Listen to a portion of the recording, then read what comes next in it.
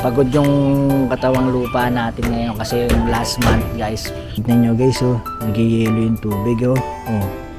Oh, saan? Patingin nga, mag-snow. Ayun ngayon. Tayo may binayaran, si Akira ay walang binayaran dahil nga dun sa...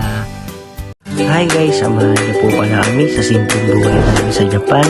This is Airi and this is Akira and this is Mami Lita and this is me, Makolis Vlog. Let's go! Hi guys, papagpalang araw sa inyo. Tapos na naman ng pagbabanat ng buto at oras naman para sa mga gawaing bahay. Ganun talaga dito sa Japan, lalo na kapag pamilyadong tao na. Trabaho, bahay, alaga. Ganyan lang umikot ang buhay namin mag-asawa at kahit ang mga bata ay eskwela bahay lang. Kaya ikaw, kung napanood mo itong video, pakitapos na lang po para may kwento ko po sa inyo ang pamumuhay namin dito sa Japan at bilang isang factory worker at bilang pamilya. Kaya wag nyo rin po kalimutan mag-subscribe para pumauna nyo po ang bawat kwento ng aming buhay dito sa Japan. So yun guys, daan muna tayo dito sa powder room, no? Yan, kung makikita nyo. Si Maku! Mahilang mo saan pala dyan? Meron. Huh? Galagay lang kami ng pampawala ng dry sa mukha. Moisturizer. Kailangan natin mag-moisturizer kasi magdadry mukha natin sa labas. Oo nga, dito lang sana ako sa akin.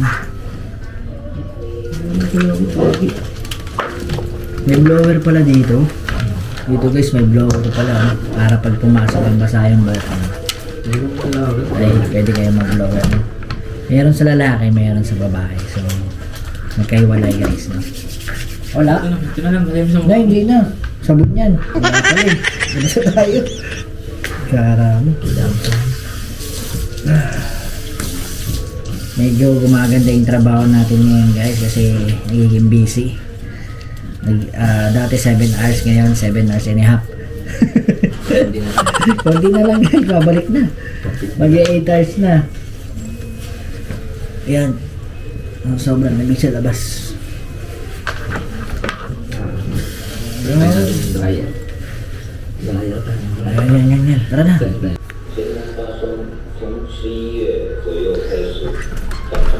Labas tayo guys at yan, kung papansin nyo 5:03 na. So let's go na tayo sa labas. Pumasok nga pala tayo ng Friday night guys at Saturday morning na ngayon. At ito, nakipark tayo at nagdala ako ng sasakyan kanina kasi sobrang lamig. Yung parking ng leader namin, total yasumi siya ngayon, oras day niya. Kaya sabi namin makikipark muna kami sa kanya. So kaya napagdala tayo ng sasakyan, no.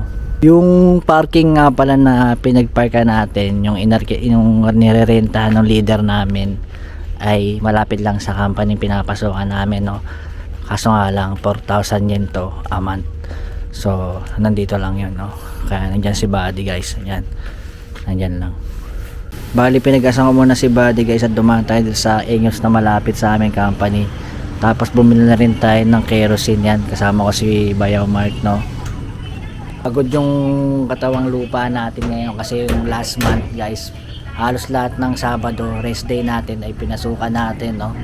So sa ngayon, pinag-isipan natin kung papasok tayo dahil siyempre bago din yung katawang lupa natin. So tignan guys, may taga-buhat pa ako, may driver pa ako. Ay si Mami Lita guys, ayan.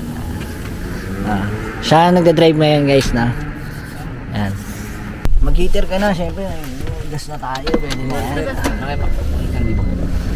Ay, kung magko-commute nga pala kami guys, bali aabutin ng 1 oras. Kapag nakasasakyan nga pala, 25 to 30 minutes lang ang biyahe namin. Bali dumaan lang kami ng 7-Eleven guys para ihulog yung bayad sa in-order ni Ate Akira natin. So mag-aalas 6 na ng umaga. At yan, time check tayo guys. Bago to eh. Ang tibay yung sa taglamig ice cream. Yan, sige yan, pwede yan, Giant, masarap yan. Bumili nga rin pala ako ng pandikit guys, Guinness World of Record daw guys. So siguradong madikit to, may didikitan lang tayo, no. 308 yen nga pala itong binili nating drumstick, no. So malapit na rin naman tayo sa bahay, doon na nasa bahay kainin. Pagbaba ko nga pala kay Mami Lita guys, dumaan muna ako sa Big A dahil inutusan tayo. Bibili lang tayo ng tokwa. Dalawang klase kasi yung tokwa guys. Yung isa hilaw pa talaga, yung isa medyo na fried na, no? Ayan. So ito yung pinabibili sa atin ni Mami Lita kasi balak niyang yan, maglugaw. 3 daw. Ayan, mura lang naman. 3 na bili natin. 105 yen lang naman. So 2 piraso na, kaya yun lang binili natin. Kaya mura pa, no? Sa Big A talaga mga mura yung tinitinda. 6:13 AM na guys, at ngayon pala lumalabas si Haring Araw, no? So nandito na tayo sa bahay guys, no? At sabi nga pala nila, no, kapag kanyalamig daw kayo, kumain kayo ng ice cream para makontra yung lamig, no? So maya maya magluluto ng lugaw si Mami Lita. So bali ako magluluto muna ako ng ulam kasi naisip kong lutuin yung crispy pata. May pata kasi doon. So prito natin, no? Tara, let's go. Bago ko nga pala lutuin yung pata guys, no, ligo muna tayo kasi nilalamig talaga tayo. Kapag nakaligo kasi nakakawala ng lamig, no, tsaka nakakain tayo ng ice cream. So yung gagawin natin damit tsaka mga brief, mga shorts, no, pinapainitan ko muna yan sa heater guys. Yan. Kasi sobrang lamig eh. Pati damit lumalamig sa cabinet, no. So maliligo muna tayo guys. Kung mapapansin nyo, umuusok kasi sobrang init ang ipampapaligo natin kasi giniginaw yung paa natin, parang na frostbite, no. So ligo muna tayo. Forward na nga tayo guys at nakaligo na rin tayo. At ito nga pa rin nabili ni Mami Litang pata sa Japan. Sobrang tigas na nga nito guys, parang bato na. Pag pinukpok sa ulo to siguradong dudugo. Bye, papakuluan nga pala natin sa bawang at asin. Siyempre lalagyan na rin natin ng star anise. Bali kulang nga pala tayo sa mantika, kaya paniguradong din natin madidipra yung luto nito. Pero okay lang, magagawan pa naman natin ng paraan. Bali inahon ko na nga yung pata natin at papatuyin ko muna ng konti bago iprito. Bihira nga pala tayo kumain ng ganito, hindi dahil sa baka ma-high blood tayo, medyo may presyo din kasi ito. At ito na nga pala yung mantika natin, hindi pa pala nakakabili, kaya tatagilid ko na lang yung lutuan para maipon yung mantika sa gilid. Tinakpin ko na rin pala para hindi tumalas yung mantika dahil sigurado mamarga sa balat ito. At sa wakas, luto na rin tong crispy pata natin. Medyo minadali na rin natin to dahil gutom na rin.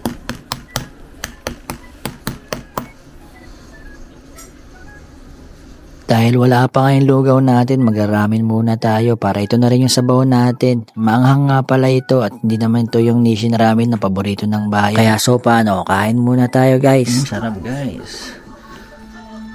Pakiramdam ko noon, First bite muna tayo nito. was happening You to know. someone else, hindi sa akin. Suka guys. Umaga lang, I was on the top of the world. But at the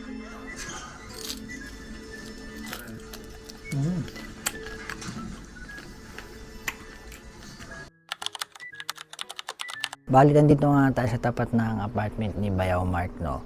At bala ko sana i-car wash to guys, kaso ang sakit sa kamay, malamig. Kaya punasan ko na lang yung loob, tapos punasan ko na lang din yung labas. Hingi na lang ako ng tubig na balde, pero mainit yung gagamitin natin dahil nga masakit sa kamay. Kasi mag-i-snow yata bukas, so sayang lang kung kakarwashin natin. So punasan na lang muna natin. At siya nga pala, naisipan ko na hindi na lang pumasok ngayong rest day ko, no. Kasi sumusuko rin yung katawang lupa natin guys at napapagod din, no. Mag-rest day muna tayo Sabado-Linggo, no. Kasi last month naman ay marami tayong pinasok, no. Halos lahat ng Sabado ay pinasukan natin. Pa yung first week ng December, pinasukan natin. Kaya sa ngayon, no, pahinga muna tayo. Total may dental na mami ng mga bata at si Mami Lita. So yun, pahinga na lang, no. Huwag tayo puro trabaho, no. Alagaan din natin ating katawan, no. So punasan muna natin, tuhingin muna ako ng tubig kay Mark. Dito nga pala guys, no, kumpleto kami nila Bayaw, na meron kaming pambapping, meron pang vacuum, tapos meron kaming hose, tapos meron din kaming motor, no. Kaya pag nagkakaros kami is sulit, no. Kaso sa ngayon, dahil sa sobrang lamig nga, tamang punas na lang muna tayo. Ayun pala yung balde, basag yung isa eh. Tignan nyo guys, oh, nagiyelo yung tubig, oh. Yelo. Oh. Grabe guys. Negative 1 kasi tigas ng pomo. Ayan, sakit sa kamay. Ay, hindi tayong tubig mo ano. Tapon natin ito. Grabe. Ay. Alam nyo ba guys, no? Kahit gusto ng isip natin na pumasok pa. Sakit na ng wangkata natin guys, no? Hingi muna tayong tubig dito kay Bayaw. Maku! Siya nga pala guys, yung mga bata ay dyan natulog kila nanay. So mamaya pagkatas nating maglinis ng sasakyan, isusunduin na natin sila, no? Para umuwi at may dental. May ang tubig, pupunasan ko na lang yung loob. Hindi snow. Punasan ko na lang yung loob. Dalaba pa ako. Halaba ka? Saan? Patingin nga, mag-snow. And ngayon, teka lang. Ito ngayon. Ngayon wala. 11 PM ng gabi. Ngayon 11 Simula. PM, no? Oh, tapos Tapos hanggang kinabukasan siya 100%. hanggang 8 AM. Pero baka hanggang... Eh, makapal yan, no? Kasi isang gabi. 100% nga. Kaya nga, isang gabi. Kaya yung mag-liis ng kuruma. Sobrang Ay! dudumi. Ano, mi? Hi ka dyan, video natin, dali. Hi, Dap. Hi. Hi. Hello. Pwede mo Hello, dali. Makita sa Philippines to. Hello. Nakita naman natin na mag-i-snow bukas. Kasi ayoko rin masayang yung Yasumi natin o rest day. Sayang naman, no? Kasi hindi na rin naman natin papasukan. Magpuyat na rin tayo. Kasi iba kasi yung puyat kapag nagtatrabaho. Iba naman yung puyat kapag may ginagawa sa bahay or naglilinis ka na kung ano kasi may nagagawa tayo, di ba? Kaya ito, linisin na natin loob. Kasi mga next week tatama rin na tayo na ito dahil nalalapit na yung ating bakasyon, no? So, pagkatapos natin maglinis, mamaya dental natin at samahan nyo rin ako doon, no, guys. So, forward na lang tayo mamaya, no, sa paglinis nito.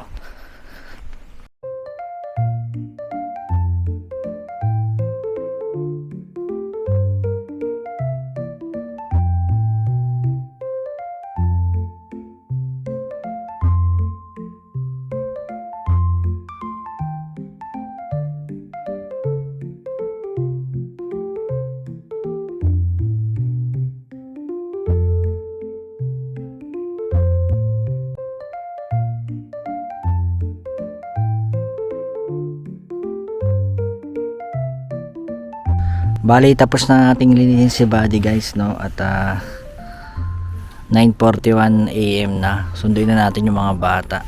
Dalawa pala kami ni Mami Lita pumapasok ng rest day, no? So talagang ngayon hindi nila ako mapipilit dahil oras talaga. Gusto ko talaga magpahinga at gusto ko rin ng time para sa mga bata, no? Dahil ilang araw na rin tayong pinasukan natin yung rest day natin, pati si Mami Lita.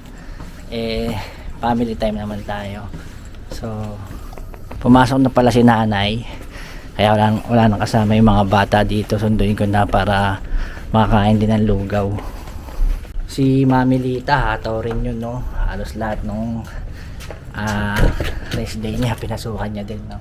Pandagdag nga sa kita kasi nga yung nakaraang buwan natin is mababa yung sinahod natin. So Kira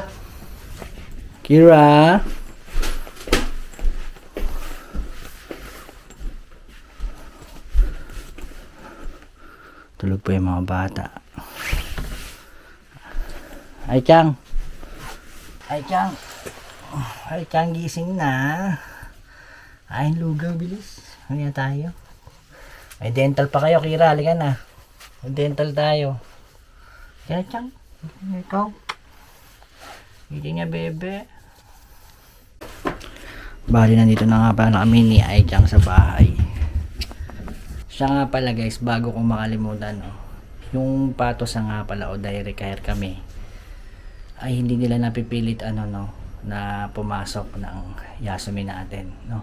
Ewan lang natin sa trainee o sa mga estudyante na nandito sa Japan na nagtatrabaho kung yung rest day ba nila ay minsan ay pinapasukan nila, napipilit ba sila, no? Pero sa palagay ko ay napipilit sila kasi hindi sila nakakatanggi, no? So iba talaga yung direct sa mga trainee visa, no? Yun lang, guys. So pakainin ko muna yung mga bata. Si Ate Akira ay hindi pa umuwi, susunod na lang daw. Sabi ko bilisan kasi may dental kami ng 12 PM. So bali guys, nandito na tayo sa dental at mag-aalas 12 na kasi alas 12 yung usapan. Kaso hindi na sumama si Mami Lita at si Irie kasi ang sarap ng tulog nila, hindi ko na ginising kaya dalawa na lang kami ni Ate Akira. So ang ipapasa ko lang dito guys ay yung Shakai Hoken tsaka yung dental card. Yung Shakai Hoken guys ay yung issue ng aming company. Katulong namin sila nagbabayad sa aming health insurance. Pero meron naman kaya siya na hindi nagpapasya kay Hoken o ikaw yung magsasariling hulog. Kung tawagin yun ay Kukumin Henko Hoken, no? So kukuha kayo nun sa City Hall at kayo magbabayad ng health insurance nyo monthly. So mas magandang pasukan ng trabaho na company dito sa Japan ay yung may pasya kay Hoken. So bali papasok namin ni Ate Akira. Dalawa lang nga kami kasi kawawa naman, gigisingin ko baka puyat, ang sarap ng tulog. So hindi ko na ginising, si Ate Akira gising at saka ako. So kaming dalawa na lang, no. Hindi naman to ganong kalayuan sa amin, no. Madalas nyo naman to nakikita sa video ko. Ayan, kung makikita nyo guys, 10 minutes na lang ay alas 12 na. So pasok na tayo. Yung dating pinasta kasi sa akin guys ay nawala yung pasta, kaya papastahan ko ulit. Sa'yo may sira yun, 4 na Mushiba ay masira, no? Hindi ko nga alam. Sa akin isa dito natanggal yung pasta, so ayun ang papaayos natin. Kasi sa Pilipinas mahal ang bayad, dito may Hoken kami insurance kaya mura lang. Ano, 4 na Mushiba, 2 lang gagawin kasi yung susunod yuya ko ulit yun, reservation ulit yun. Tapos na tayo guys, no? Good na yung pasta natin at nakapa na. Bali pasta nga rin pala yung ginawa kay Ate Akira, pero wala siyang babayaran dito. Tapos na tayong ma-dental guys at tayo may binayaran, si Akira ay walang binayaran dahil nga dun sa medical voucher na galing City Hall, no? Ang binayaran nga pala natin sa pasta natin is 2,660 yen, no?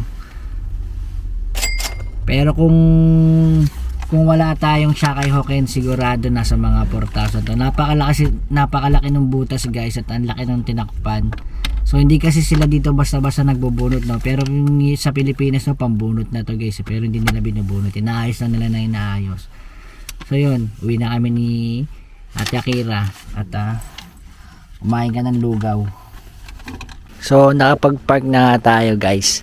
At tingnan nyo itong nagibang bahay yung nakaraan. Kung napanood nyo po yung previous video natin, ginigiba pa lang siya, ngayon patag na siya. So susunod gagawa na siya ng bahay. Ayan na, may nakapaskill na kung sinong gagawa, company. Makikita nyo yan guys, abangan natin kung ano itatayong bahay dyan. Bali yung next reservation naming 4 guys ay January 24, no? Isang buwan yung pagitan ng ng reservation. Kapag check up nyo dyan, isang buwan ulit bago bumalik. So pagbalik namin, lilinisin yung ngipin ko. Kay Akira ay may aayusin pang isang Mushiba o butas o sira. Kay Irie, Mushiba din. Kay Mami Lita ay cleaning. So hindi lang kasi sila nakapunta ngayon, pero pagbalik namin doon ay magagawa na yun, no, sa January 24. Meron nga pala silang, bilang nga pala silang melon milk namumula. So tag-isa sila, dumaan kami ni Ate Akira sa Family Mart at kakain na sila ng lugaw, no? At kakain nila ng lugaw dahil nagutom din ako. Sabi kasi guys 30 minutes daw bago kumain, so 30 minutes na rin naman at nagugutom na tayo para di masira yung pasta natin, no? So yan, magbabanding muna kami at wala mo ng pasok ngayon, no? Kira, I'm Ricky's papa. Si Mami Lita guys ay tulog, no? So papakainin ko na itong 2 batang maulit at tutulog muna ako may lip. Pag umulan ng snow bukas, mamaya. Snow? Oh, ulan daw. Hindi totoo. Ayun, tignan mo sa weather. Ulan ng snow, so magbablog tayo bukas. February. Okay. Yun guys, alas 9 na ng gabi, no? Pagdating nga pala natin galing dental kanina, kaya nakatulog tayo. At aalis nga pala kami, may bibili na kami. Saan ba tayo bibili? Convenience? Umuulan nga guys, no?